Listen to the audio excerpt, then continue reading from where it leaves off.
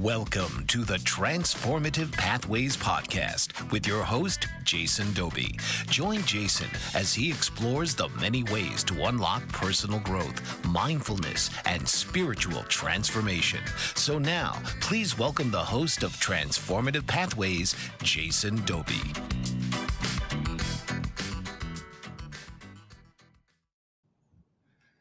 Hello, everybody, and welcome to the show. I'm your host, Jason Doby, founder of Transformative Pathways Life Coaching. Thank you so much for joining us today.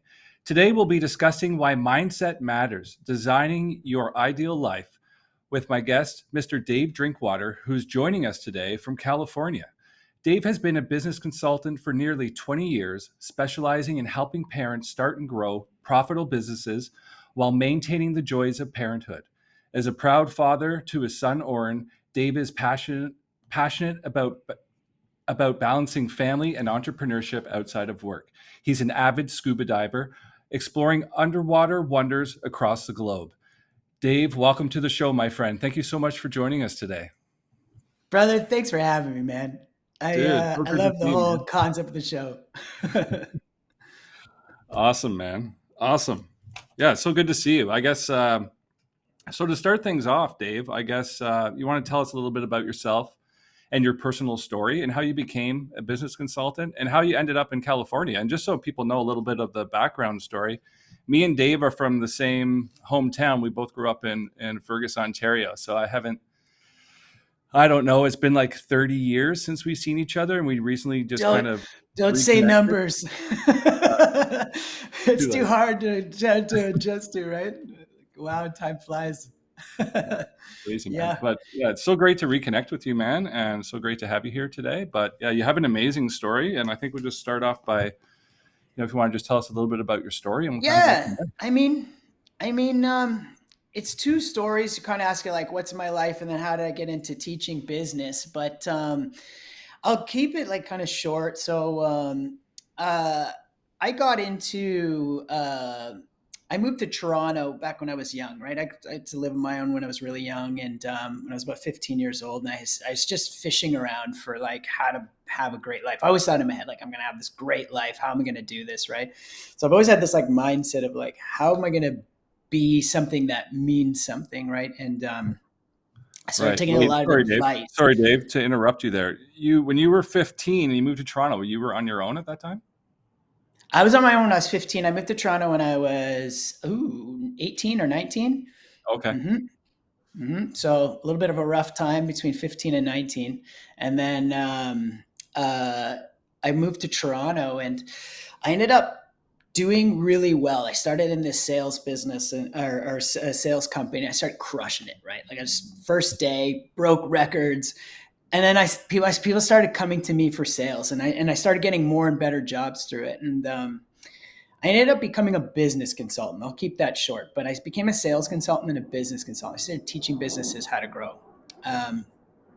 Then, not having a goal or not having an actual like mind of where I wanted to do with my life, people started telling me you should be an actor, you should be in the entertainment business, and I did that. I jumped right in. I was like, oh, that seems amazing. But to keep it kind of small is like, I never watched TV. I never watched movies. I kind of did, but I really pursued this. And I pursued the next like 12 years of my life pursuing acting and writing. And I did well. I was on some TV shows. I have some movies I wrote that are on TV and stuff. Wow. And that's much more of an achievement than you think. It's a grind out here. But I realized that none of this meant anything to me. Actually, you want to hear something? Somebody told me once, they're like, oh, it must really hurt when you sell a movie and it doesn't get made. And I'm like, not at all, actually. I didn't right then. Like, I didn't care. Like I cared about getting the process done. I cared about the business part of it. And I kind of took a look at my life and I realized like, I'm not doing the thing I want to do with my life. Like I'm doing what actually someone else continually told me to do or other people. And it wasn't fulfilling. And I think this sounds like the same as your story too. Like you kind of just live this route weren't fulfilled. And I was more impressed with true stories. I was impressed with life, not written stories. And I just kind of woke up one day and actually through the writer's strike last year, or I think it was like last year, Actually it's 2 years ago now. I just quit, man. I'm like, this is not me. I'm literally grinding for something, and I was doing well, but it's something that is not bringing me any joy. And so I looked at my life. I was like, what am I good at? What do I want? I was really good at sales and business. I used to teach companies, but I really enjoy people. I really enjoy helping people get the lives they want. So I put 2 and 2 together. I started helping parents start and grow businesses. That's amazing, man. Yeah, my story's actually really similar to yours. I was, caught up in an industry. I was in the cooking industry, and same thing. I just kind of fell into a job and worked my way up, and it's never something I wanted to do. I was good at it and I succeeded at it, but it was definitely wasn't fulfilling. That's for sure. So I can definitely relate to you there. And yeah, how's it now? Now is good. Yeah, now is good. I can tell you, man, you're amazing at this. I don't know if you stick with being this, but I think you have an absolute knack for this. So that's awesome. Thank you. I need to hear that. No, now is good. I got a lot going on at the moment. Starting my coaching business and changing careers a couple of years ago, and starting this, and it's good though. But I'm happy. I'm just as busy as I was when I was a head chef, but I was miserable then, and I'm happy now. So that tells me that, I'm on the right track. I'm doing what I need to be doing. So, no, that's awesome, man. Yeah. And on the topic of mindset, so I guess, I guess just maybe start with like basic, why is mindset so important, Dave? I'll tell you this, working with so many different types of people and business owners and just dealing with people in general, the one thing remains like unanimous is, where are they in their head? It's you can do a bunch of things mediocre, but if you're in your head that you're 100% going to succeed, you're going to succeed eventually, right? If you're trying to do everything perfect but you keep thinking you're not going to succeed, you're most likely not going to succeed. Mm-hmm. We live within ourselves and in our head more than we live out in our own world. Like, sure, we're on our phones and stuff, but when we start making choices, like we make all of our choices. We're literally a computer. How computers are ones and zeros, right? People are just pain and pleasure. That's what we are. What are we about to do? Is it a pleasurable thing to us, or is it a miserable thing to us, right? Mm-hmm. And we're going to make every single choice and decision and who we interact with and everything based on those ones and zeros, pain and pleasure, right? And you have to, if too many of us want something, because I used to ask, like people ask all the time, I'm like, what do you want out of life? They're like, well, I want to get rich. I want to have millions of dollars. I'm like, okay, are you willing to do what it takes to have $10 million? And they're like, man. They want the money, but then they've attached pain for the whole process, right? Mm-hmm. And so they get stuck of wanting something, which becomes more miserable. And having a mindset, really, it's not even about money. It's about how you feel about yourself, right? And how your mindset is about the things you want and how you're going about going about it. Does that make sense? Yeah, exactly. Yeah. That reminds me of I worked with a lot of mentors in the past couple of years, but I worked with a mentor at the beginning of the year. And I remember she said something once. We were talking about money, and she said, if we took all the money in the world and divided it evenly among everybody, so everyone say had $1 million, within a certain amount of time, the people that are wealthy now are going to end up with all the money again. And the people that don't have the money now are going to end up poor again. And the whole reason was because of their mindset. So like, you see people win the lottery and win $1 million. And then 2 years later, they're broke and miserable again because they don't have the energy to kind of to hold that, or the mindset to kind of hold that. Yeah. Well, mindset and knowledge too. I mean, if you have $1 million and you just don't know how to spend it right, or you do toxic things with it, you end up with no money and worse off, right? Yeah. But I mean, mindset. If you have to have either or, knowledge or mindset, I feel like let's say you could only choose one, even though you need both. Oh, choose one. Mindset is what you'd have to dump into for sure. Yeah, it's the mindset is the map. Mindset is the map to to where you want to go. The roads are gonna say, don't go this way. That's, if you have a negative mindset, or your positive mindset is gonna be the roadmap to go this way. Do this. This is how this can be done. I want to share with you this really great saying. A lot of people, the difference between rich people and poor people, and you can do this with your mentality. You can do this with money, however you want to decide what equals rich or poor is. Poor people think, I can't afford this, right? You go to get something, like, I can't afford this. And what rich people do is they say, how can I afford this? Do you see the difference? They look at a positive thing and be like, let's come up with all the solutions that we can to figure out how this is going to happen. And you can do that with your mindset. Yeah, absolutely. And how does someone go, how do you coach someone to shift their mindset if they're in a super negative mindset? Like what sort of tools or practices do you recommend people, or like, where do you start if you want to, start working on your mindset? Like, what would you recommend? I feel like the way to do it is honestly, like, I thought about this. Someone asked me recently, they're dumping their problems on me, right? And they're like, hey, if you ever want to, like, share your problems, go ahead. And I'm like, okay, I should probably share some problems. This seems very one-sided, right? And I thought about it, and I had to think really, really hard. And I realized that although I have problems, they're not problems to me. And the reason why is because I have a lot of goals. And I feel like if you want to change your ways from being negative to positive, is set goals. And now I get a lot of people out if they think like, oh, I made plans and lots of my plans fail, right?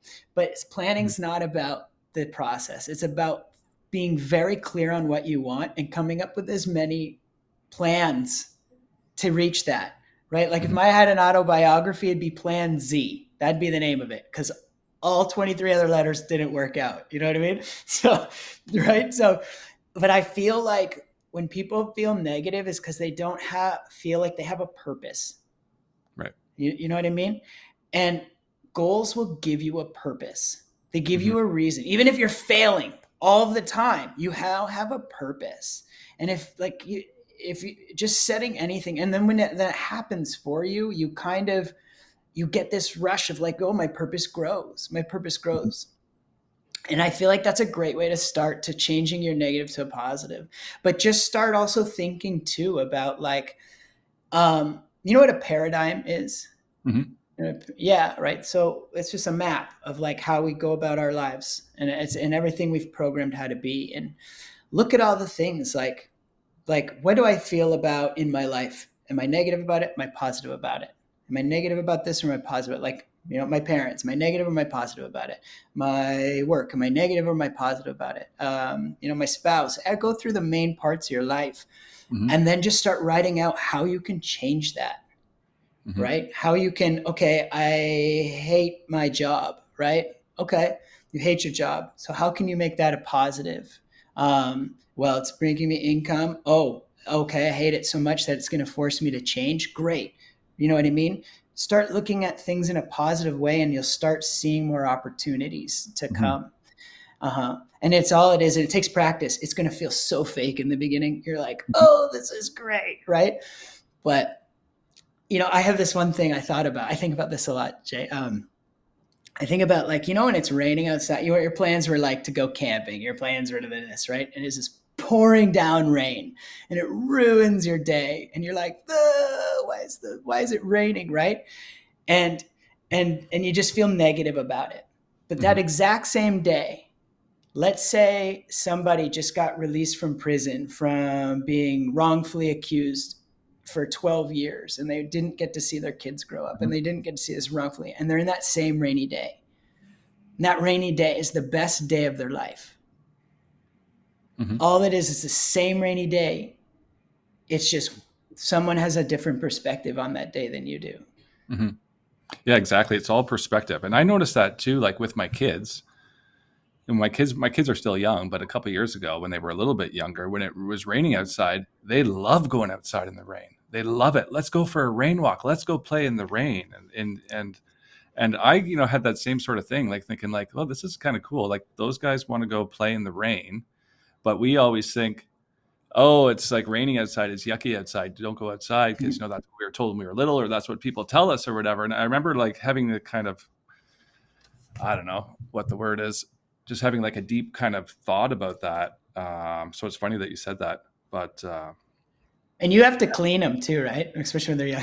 So you have the extra layer. Jumping in puddles, jumping in the mud and whatever, going for rain walks. And like, yeah, that's a simple thing. Like, oh, it's raining outside. Or, some people will be like, oh, it's cloudy outside today. Right. Yeah. Like the clouds are beautiful. Just look at them. The clouds are beautiful.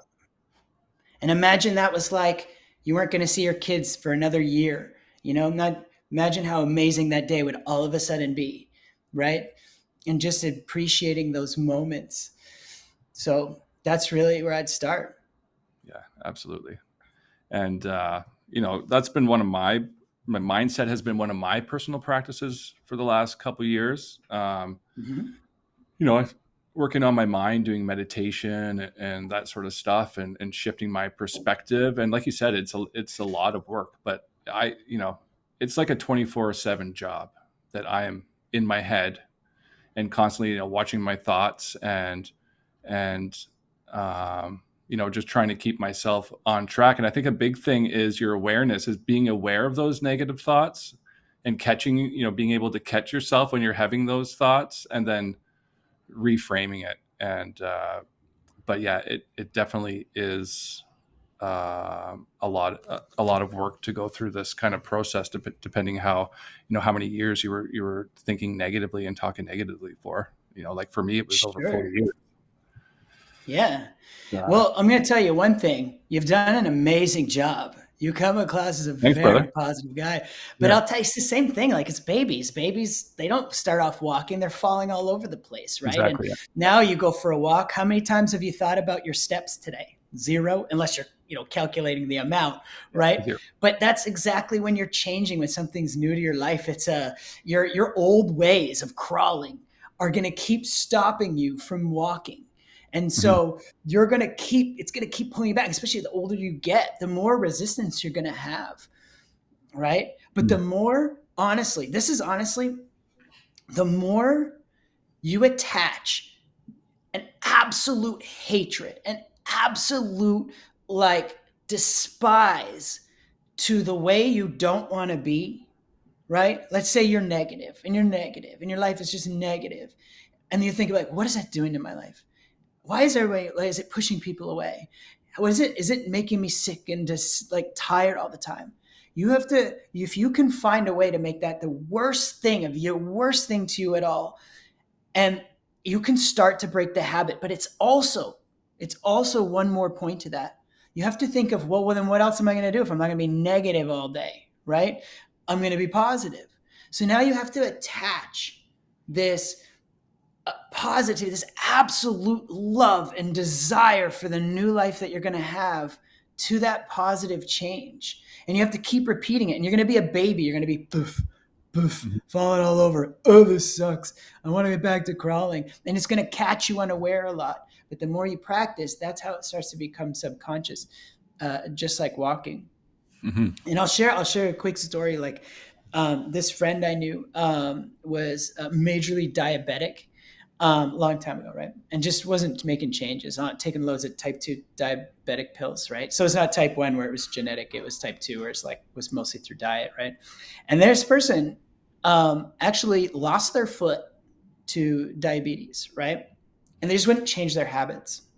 And this guy was pretty in shape when I met him and stuff like that. And he told me, I was asking him what made you change? You lost your foot, right? What made you change? Was it your foot? And he's actually, it wasn't. I wouldn't change my diet even if I lost my other foot. I was so into it. He said, my 5-year-old daughter came to me once and said that, Daddy, if you don't quit your eating habits, you won't be alive. to see me get married. And his daughter was like 6. And he said instantly, he changed. He changed his habits right then and there. And I think it goes back to that exact same thing, right? It goes back to like, he lost his foot. That's a pretty negative experience. And yet he wouldn't change, right? It was the fact that his daughter was not going to be able to see his daughter get married. So it was the mass negative and the mass positive that his daughter's going to get married. He's going to be there. That's the connection you need to make when you're trying to change from negative to positive and get the things you want out of your life. You can't just attach negative things to things and have no clear goal and clear positive future. You have to have both. And that's how you can create mass change immediately. Wow, amazing. And another thing that a lot of people don't really understand is that we kind of attract what we put out there. So if we're putting out negativity, that's what we're attracting into our life. If we're thinking negatively, that's what we're creating. Our thoughts create our reality. If we're thinking positively, that's what we're creating. And that's another thing that I've been working on too. Especially you might deal with this too, maybe not. Starting your own business and making all these changes is, you can think as positive as you want, but you're going to have lots of moments of self-doubt and all these things coming in, telling you can't do this. You can't do this. What are you doing this for? Go back to your job that you didn't like, but at least it was easy. You didn't have all this extra stress. You're right. I don't know if I had a question there or not. No, you know what I do? Can I tell you something how I keep actually, this is the biggest game changer for me. Cause everything I do I seem to be the guy, I do everything the hard way. I'm like, they're like, oh, there's an easy, which is not the way you should do things. But for some reason, I love challenge. So I'm like, let's see if I can figure out the hard way. Right. But, I have this trick that I do. And, because one of my things that I love is true stories. Right. So I was like, I've got an interesting life. I want to be a true story for somebody.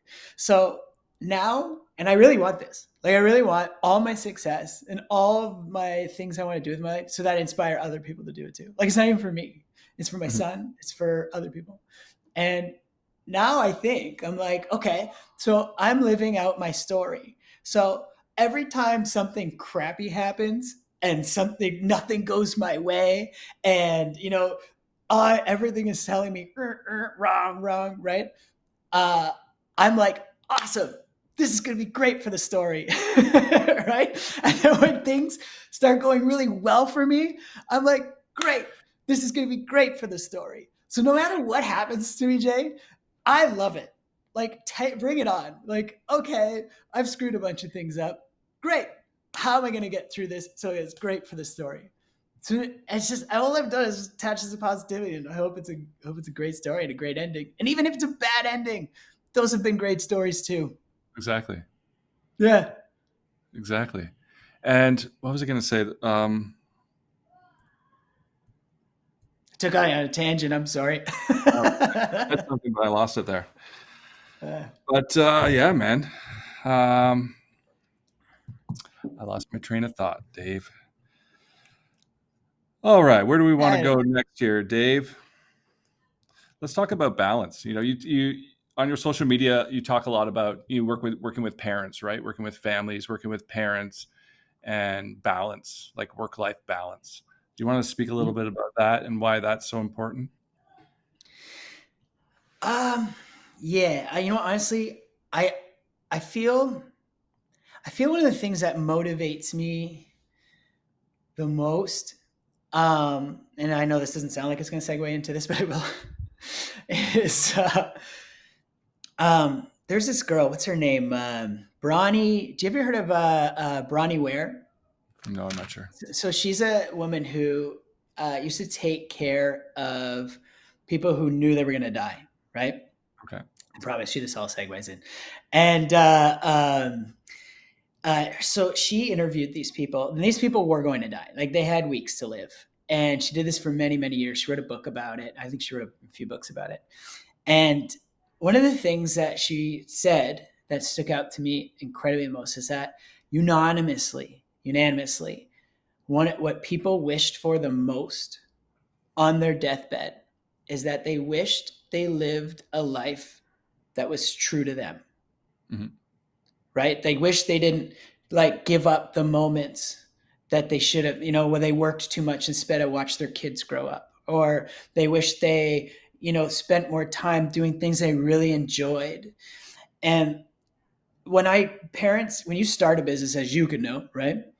As they may know, it's 1,000 times harder than you think it's going to be, right? Like I'll tell anybody listening to this, if this forever, entrepreneurship is not for everybody, right? It's if you're comfortable in your job and you're happy and you don't need a new life, don't start entrepreneurship. But if you're someone who's adventurous and you're someone who wants to see your worth and you want to write your own paychecks, right? Definitely do it.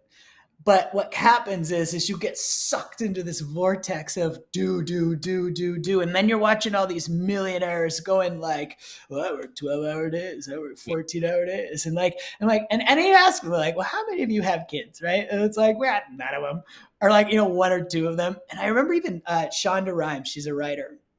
She wrote like Grey's Anatomy and all this stuff. And I remember listening to one of her audiobooks, and she was like, I was a bad mom. I have all this, but I was a bad mom and I had to make that sacrifice. And maybe that is, or it isn't what you have to do, but I just don't think that you don't have to do that at all. I think what I help parents realize is that it's going to take you more time to get ahead than it is going to for people who don't have kids, but you're going to grow up knowing that you were there for your kids. My parents weren't there for me. They owned businesses. They weren't there for me. I felt very neglected, right? And this isn't like a personal journey to parent. I really, truly believe that your kids, people regret not being there for their kids more than the amount of money that they have in their bank account. And I help people with their time management, saying like, you have to prioritize both. And you can do it through time management, and you have to cut other things out that aren't as important, that do steal your time. Seems to be the things that are less important seem to steal your time the most because they're the most readily available, right?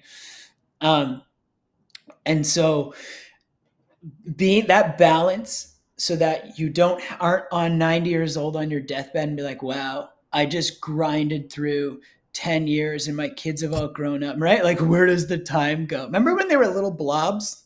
And now they're like little men and women. And I was lucky, like, I had my son through COVID, right? And I got to watch him grow up. And I made a choice because my parents weren't there for me. And I made a choice. I was not going to make that mistake.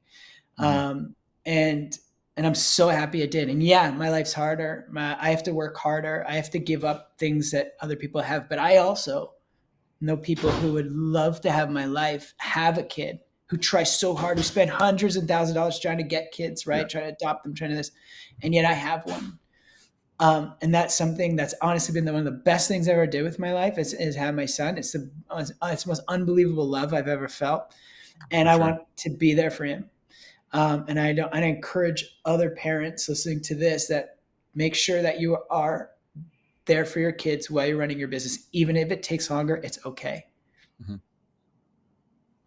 No, I agree. And that was the main reason why I changed careers was, it was great being a chef and working 6-7 days a week and 12, 14 hours a day when I was young and single and partying all night. But when you got 3 little babies at home and you're working those hours, it's a little bit different, and you're missing birthdays and missing holidays and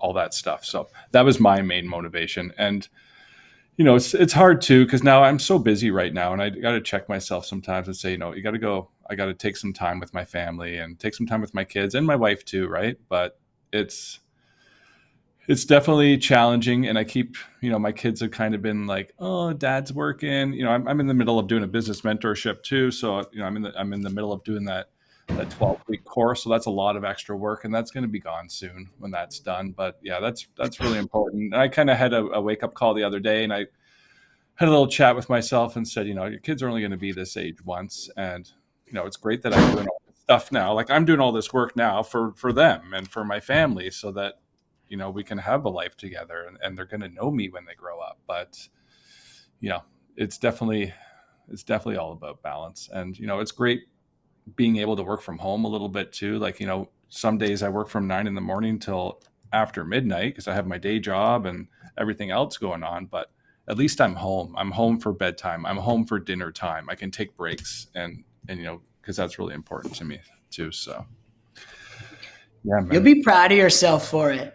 Yeah. Like when you step aside and be like, okay, I know I have to work a little bit longer. Like honestly, I've noticed like all my best days are the days like I got up at 5:30 a.m. and I did the stuff that I needed to do. And I know that day went till 9 p.m. or something like that. I know, so see, entrepreneurship, guys. But but I have this unbelievable sense of pride when I do the stuff that I know I need to do. I definitely didn't want to do more than when taking breaks is definitely good too. But, when I took it easy and relaxed and be like, oh, I'll get up later and I'll get that done. Like I just don't feel near as satisfied. And there's actually a part of your brain. There's a part of your brain that when you step up and you do the things you don't want to do, it's like I take ice baths for this exact reason, like 3-4 times a week. Plus it feels really good, right? But I try to do as many things that I need to do and don't want to do. It actually grows this part of your brain and it actually makes it much more active. And it's how you make hard decisions. And people who struggle with hard decisions is because that part of their brain is very inactive. And the more you push yourself, the more you know what you need to do. Like, no, don't just walk around in a vague space. Like, write down what's important to you in your life. Make sure you know that. Make sure you know what's important to you in your life so that you have goals to hit. And then you do them regardless. And that part will just grow and grow and grow. And it becomes easier. It becomes more satisfying. And it becomes more subconscious. Mm-hmm. Mm-hmm. Yeah, that's true. And I experienced that too when I changed careers and my job that I switched to, I work from home a few days a week. And I found it challenging to stay on track some days. So that was like my goal is like, I'm going to stay on track today if I'm working from home all day. Because it's so easy to say, oh, I'm just going to go take a break, or, oh, I'm just going to go go outside or go lie on the couch for a minute. There's so many other distractions at home that you can do. But I remember really working on that and, building that muscle or whatever it is for the past year and really, pushing through. But it does take a lot of discipline, working from home or working for yourself too, because you can work as much as you want, or you can work as less as you want. But if you're not working, then no work's getting done. So, yeah. And that's where the true reward's going to come in. I mean, that's honestly, when people do entrepreneurship and all the clients that I have, at the end of the day, the money is great. The freedom is great. The time with their kids they're getting to spend more, because that's the real point of what people working for themselves, like actually spending time with your kids, right? Or spending time with your spouse, right? But it takes a while to get that adjusted. But the number one thing that I'm most proud of is that they can be proud of themselves.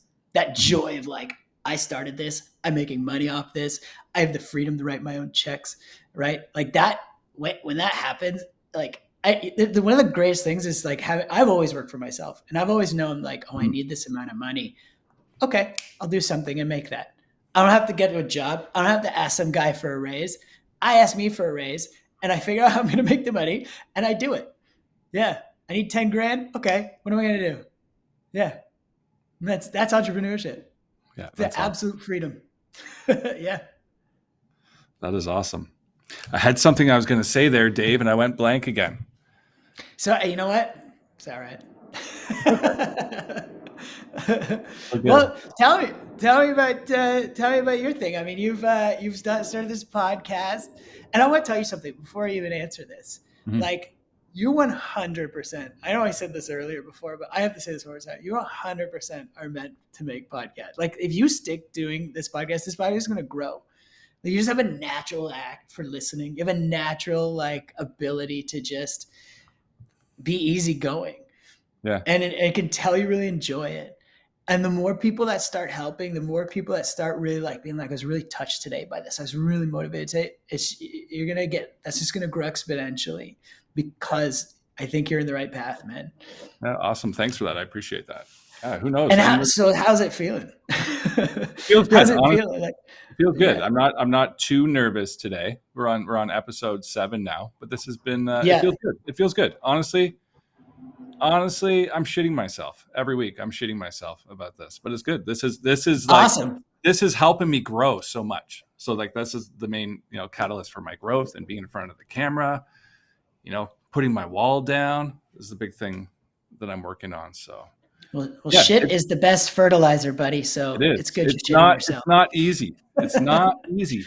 And this, this whole podcast thing is like, this is just an opportunity that kind of came to me. It wasn't really like a dream I had or something. It's just an opportunity came to me, and here we are exploring it, because opportunities come all the time, and if for my whole life I was not open to opportunities because I was not aware of them, or I was had too much fear holding me back. So now I'm at the point in my life where I'm making up for all those missed opportunities for the past 40 years, and I'm just all in on everything, which is just wild. Do you feel because you changed your mindset to a positive one that more opportunities that you wanted started coming your way?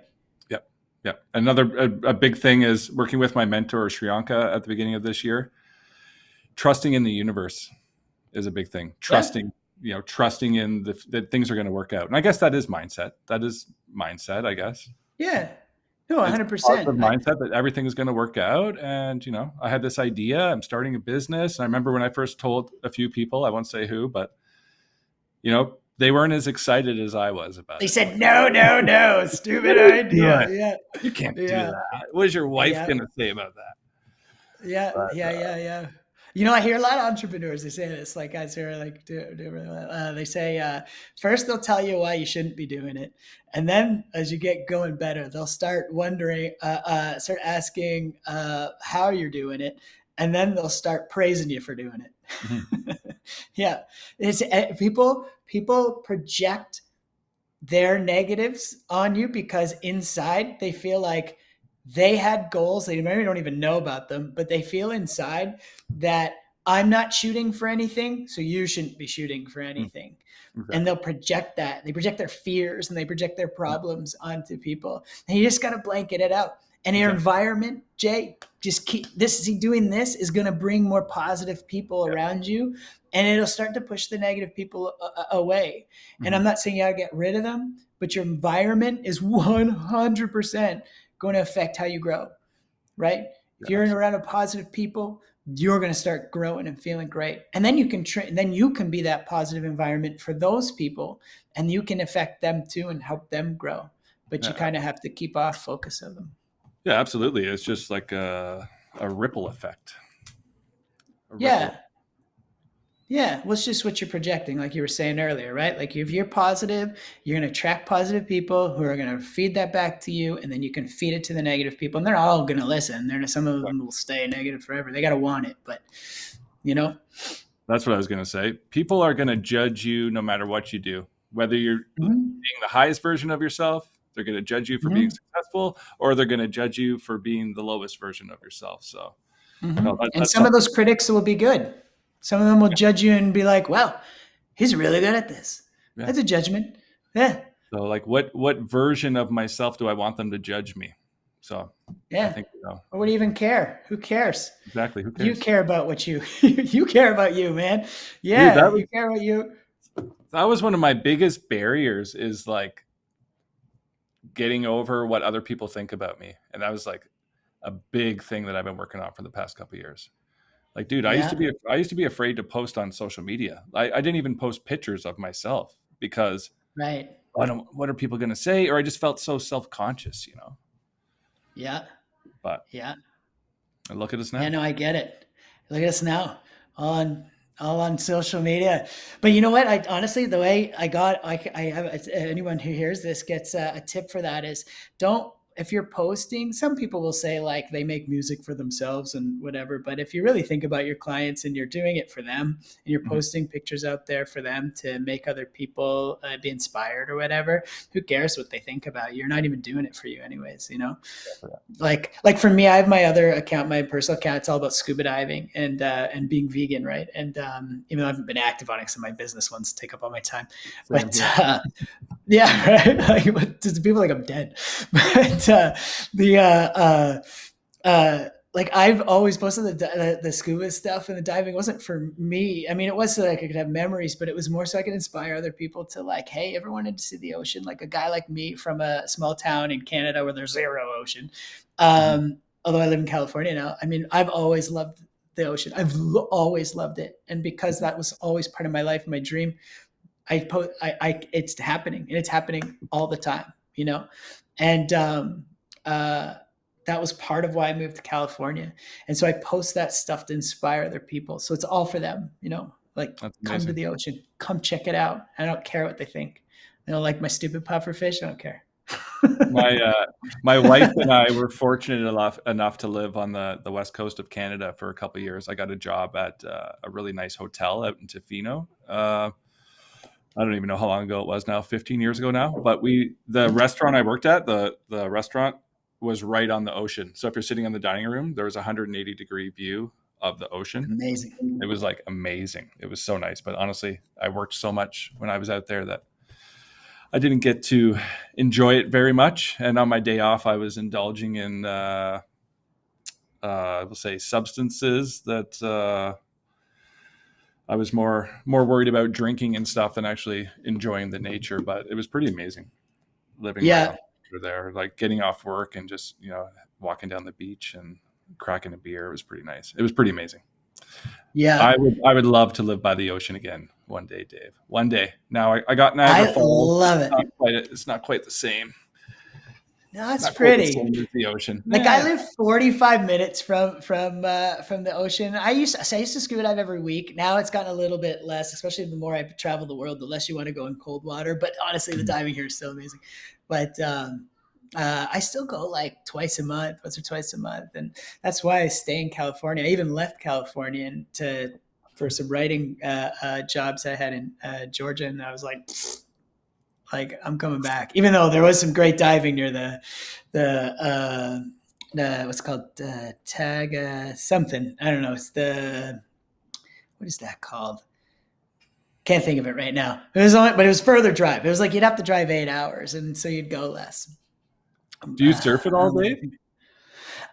You know what I was surfing, but I was scuba diving, I was free diving. And so I was like, and then I was playing beach volleyball. And so I had to cut it down because I'm like, if I'm going to the ocean, I don't want to have so many things to do, you know, because surfing takes time. You don't just hop on a board and like once a year, unless you have a huge board.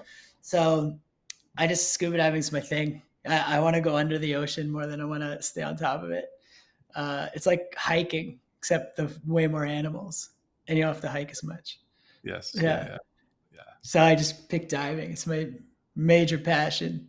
Oh, my next try, cool. I'm trying to find out how to dive with sperm whales. That's my next diving goal. I think I had a roommate when I lived in Tofino who was like a scuba diver dude, Johnny, and I think he lives somewhere on the other side of the world now. He just connected with me, and I think I'm going to try to get him on the podcast as well too. But I think he was like a scuba diver instructor, or he was taking his scuba diver course. He was one of my roommates when we lived out there. Pretty wild, dude from Montreal.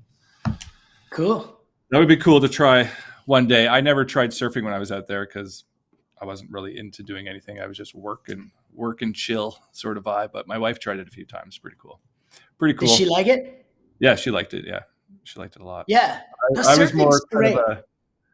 was more kind of a chill on a rock by the ocean kind of guy. Bring my guitar down and just kind of chill out. That was my sort of thing. Or just. I love it. Yeah. I think of both. I'd do some surfing, then play some guitar. Yeah. Just being out on the beach, man, it's so zenful, and it's just for me, it's therapy. Like I used to go every week because I felt like I was getting like a therapy session. I'd come out just like glowing, feeling great.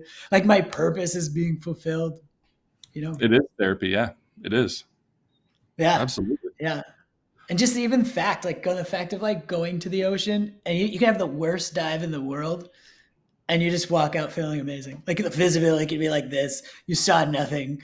The waves were smashing you all over the place. Right. And you just feel great coming out. You feel like, oh, that's cool. The world is ready. Got to put that on my bucket list, Dave, to try someday. Yeah. Well, you can get, I think the thing is for people is you got to get certified, right? It's easy. Right. Yeah. right? You pay a couple $100, get certified, but then you're certified forever, right? And if you go once a year, you go once every 5 years, do it. Every vacation you go on, you go a day of diving, you're certified. They'll refresh you. It's super easy, really. I mean, people get so afraid of it, but all you have to do is remember to breathe. That's all you have to do is remember to breathe. Know the few safety things, like don't shoot up too fast. But most people, when they can tell you haven't dove in 5-6 years, the people taking you diving won't take you past a depth of like 30-40 feet. So if you're at 30-40 feet, you can always shoot up to the surface. No matter what, you won't get the bends. Cool. Right? It's when you go deeper than that. You just remember to breathe and know everything can be fixed underwater, everything. And you're good to go. So, it doesn't matter how much you forget. Just don't forget to breathe. That's it. Don't forget to breathe. And is it warm water in California? The ocean warm water, or is it cold? That might be a stupid question. Cold. It's cold. No, because you would think I live in some of the world's best weather, but the ocean's is chillier. Yeah. Which kind of is honest for me because I take ice baths. I love it. But it's not like if you go to like the Virgin Islands, like St. Thomas or somewhere, it's like you're swimming in a bath. It's so hot. I mean, it's not so hot, but you can be in a t-shirt. Here you want to be in a wetsuit. Yeah, it's cold. And there's some great animals here. I just thought about this, Dave. You're in California. How's everything going out there with all the wildfires and everything going on the news? Like, how's everything going? I would. Where you are. So I'm in this like weird spot where like one of the biggest fires was like a 12-minute drive from me. So we kept thinking we were on alert. We're on alert. That thing's still burning. I didn't look today, but I'm pretty sure it's still burning.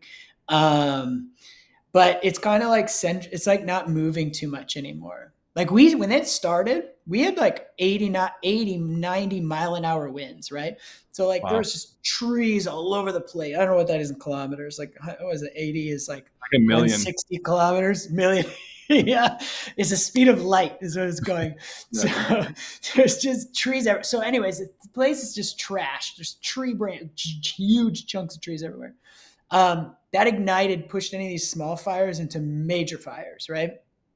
So that's what was making them grow so exponentially fast. Now these winds have died. No real winds have really picked up since those days, which was like a week ago. It's crazy. They've been burning for a week. I mean, people are losing their houses. It's much worse than some people are posting that they're not real, they're real and stuff. But I definitely know a lot of people who lost their houses. Not a lot. I maybe know about 8 or 9 people who I know one guy, he woke up, his power was out at 5 a.m. He was like, ugh, this sucks. My air conditioning's off. Or I'm going to go to my parents' house. So he leaves in what he's wearing. An hour later, his whole place was burned down. So I don't know if he wasn't getting the alerts. I don't know what happened. But if his air conditioning wasn't on, maybe he wouldn't have known. Who knows? But people are losing a lot of stuff. Yeah, they're losing, and they say it's stuff, right? Like, oh, you can lose stuff, but you lose sentimental things. You have to restart over. I mean, they're renting hotels. Like, there's people right now who don't know where they're going to be living today, don't know where they're going to be living tomorrow. They have kids. One of my friends has 2 kids, and they have nothing. Their whole house is gone. So, they're getting donations and stuff, but it's just one of those other things. You think like, appreciate your life. It could be a lot worse. Exactly. That happens to you, man. Yeah. So, yeah, but hopefully they'll go out soon. Hopefully it rains. It doesn't look like it's going to rain anytime soon. And that's the beauty of living out here, is it doesn't rain often until there's major fires. Now you're like, come on, please. It's crazy, man. Yeah, crazy. But they don't seem like they're not destroying too many more homes at this point, from what I understand. Well, that's good. Glad you're staying safe out there. That's scary stuff, man. Yeah. All right, Dave. Well, we got about 8 minutes or so left here, so we're coming near the end. What else we want to hit on here before? Okay, I know one more question I was going to ask you. Why do you think it's important for people getting into business to work with a mentor like yourself? I'll tell you this. I won't even tell you why I think. I'll just tell you what I've seen. Yeah. Most times, everything is knowledge, right? But knowledge is like this tricky thing. You can get the best advice in the world or know everything what to do. Mm-hmm. But when you don't do something with it, it's worthless, right? A lot of clients that I teach, they've heard it before. Like a lot of clients that come to me, they've spent $10,000, $15,000, right? Some of them combined. Some of them are like 30 grand into, these bigger brand coaching things. And they're not directly working with them, right? They're working in groups. There's left to figure stuff out. Mm-hmm. And then they come and it's like, so I'm teaching them. They're like, man, it's so weird. Cause like, I don't know why I'm doing this with you and I wasn't doing it with them. Like, why is this happening? It's because I'm able to work through them and I'm able to see their problems specifically right then and there. Mm-hmm. And be like, okay, like we can solve a problem in 2 minutes that could take them 3 weeks to solve and figure out. And maybe they don't really figure it out. They just go in the wrong direction. Mm-hmm. We kind of get in our own way. And so, I figured out business on my own and it took me a really long time. And then I started talking to mentors and people who are much richer and more successful than me. And I was taking that knowledge and then I knew what to do, but then I wasn't having anybody guide me. Mm-hmm. Only until I had somebody guide me. Like I have a mentor right now. I teach and I have someone that helps me stay on track. Mm-hmm. Honestly, it's that accountability. It's that mm-hmm. balls that you got to see me next week and say I did it or I didn't. And you can hit me up instead of thinking about something for 5, 6, 7 hours or 5, 6, 7 weeks, which ends up to being most people. We can solve it in 5 minutes, move on, 5 minutes and move on. That starts compounding, right? You could have gotten 2 things done in 2 months when we got 50 things done in 2 months. Mm-hmm. Like my business model is completely, you can go from idea to making some money off your business in 8 weeks. Wow. You can literally be sitting on a couch today being like, I really wish I had this as a business. And 8 weeks later, be making some sort of income off of it. Wow. Yeah. Yeah. And it's just keeping it small, not keeping the blinders on, not doing all the wrong things you think you need to be doing in your first time doing a business, which is one of most things that people focus so much on, things that they can't even control, like their branding and branding's mm-hmm. important, right? But it's not something you're going to create in a day. Don't worry about your colors. The colors will change. The font will change. Who cares, man? Right? Just honestly, there's so many low-hanging fruit in the beginning. You can literally just go, hey, I do this, want this. And there'll be some people who will just be like, yep, that's me. I'll pay you. Right? But you have to have that understanding of like, you don't even have to know what your business true outcome is. That's the real reality. When you start a business and too many people start businesses going, okay, this is my business. I've perfected it. Who wants this? Right? And It's like, no one, no one wants it. You literally can just have what you want to do and start asking people to participate in what you do. And your business can evolve around that because your business is always going to evolve. And working with someone helps you keep on track with that. Like, mm-hmm. keep to the small fundamentals of like, know your best customers. I call them your best buyers, right? And we focus on what their true wants and needs are. People buy more of their wants than their needs, right? So you sell them what they want, give them what they need, right? In this nice package, and make sure that your business evolves around what they truly want. Don't make something and then say if they want to have it. Right? Mm-hmm. You build up and you just do that by making sales. So many of the customers I deal with, my clients, they're building their packages while they're selling it. They're selling it for dirt cheap because they're experts in what they do. They just don't know how they're packaging it. But they don't bother creating this whole thing they just say, hey, here's the outcome. Well, this is our goal. And that's what we do. We shoot for that. And you can build your package as you get more clients. Mm-hmm. And that's the best way. That's why I say, hey, you can 8 weeks later, you can start making money off your business. And almost, I'd say 80% of my clients do. Wow. That's incredible, man. Yeah. Yeah. So true. Like working with a mentor is going to save you so much time. Like myself, I'm working with 3 mentors right now. And like, what year is it? 2025. And then I worked with another mentor last year at the beginning of the year. And then I worked with someone else. So I've worked with like 5 mentors in the last 2 years. But I'm working with 2 business coaches right now, and a communications coach is helping me with like the podcast and public speaking and social media and all that stuff. But it's great, man. It's so great just to have people in your corner who are like cheering for you, even if it's like just a small win. It's like, I did this today, and you can, you message your mentor or your coach and they're like pumped for you, where you could like tell your friend and they're like, they don't give a shit. They I don't did care. this. What's your What the wife hell are you think? talking about? It's so Right? great. It's so great to have that support and those people in your corner. They're cheering for you and pushing you along too. And Well, think too, right? Like even the biggest CEOs, even the biggest people, they hire people around them and who are going to coach them and mentor them on the choices they're going to make. Ultimately, you and ultimately them are going to make the final decision, but they don't sit in a room by themselves figuring everything out.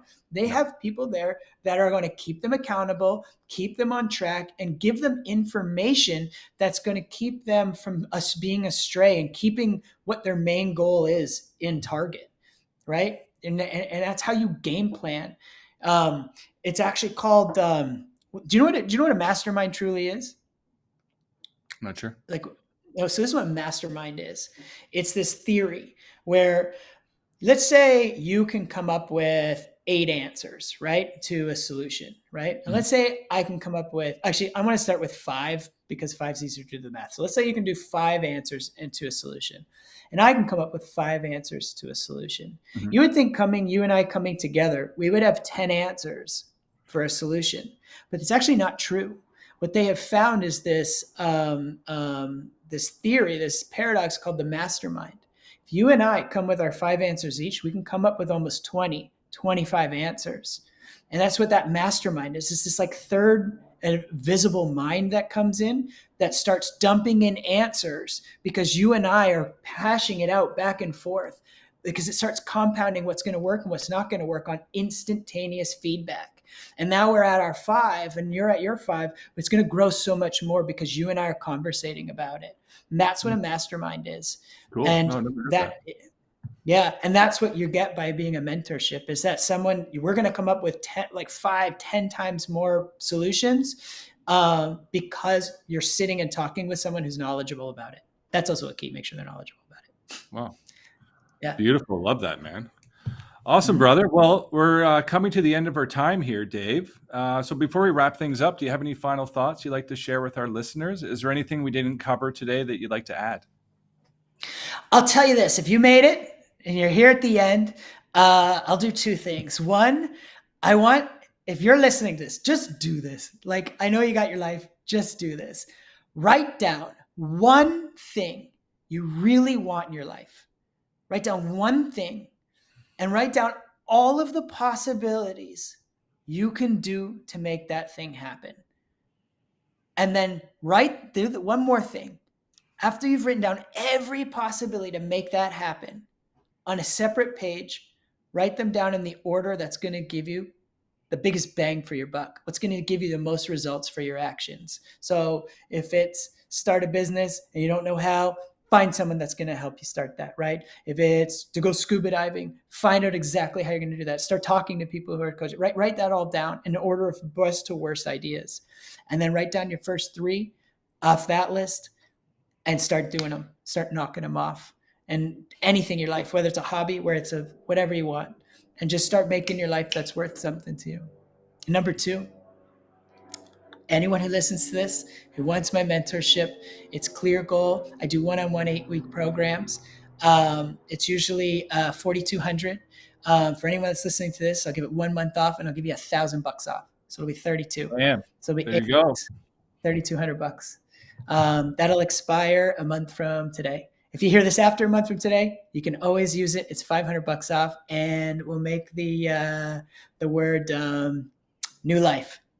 New life. You just tell me new life, or you heard it on the Transformative Pathways podcast, and I'll give you that discount. So whatever today is.